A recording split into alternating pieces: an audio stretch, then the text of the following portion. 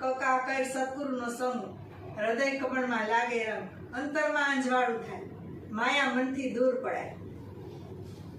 લિંગ વાસના હોય ભંગ, કકા કર સદગુરુનો સંગ.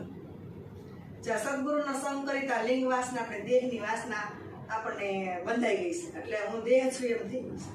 દેહમાં દુઃખ આવે એટલે એમ થાય મને દુઃખ થયું.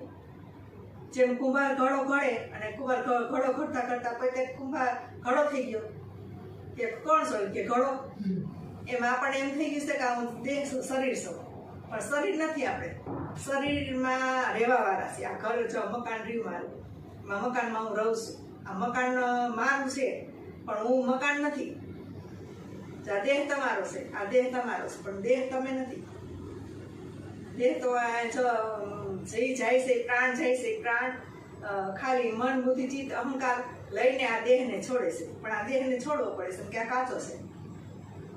પણ સદગુરુ પકવે એટલે કાકા ઘોડામાં લઈ જાય ને એટલે એ પછી જન્મ મરણ એના ન થાય. એટલે આને પકવવો પડે. એટલે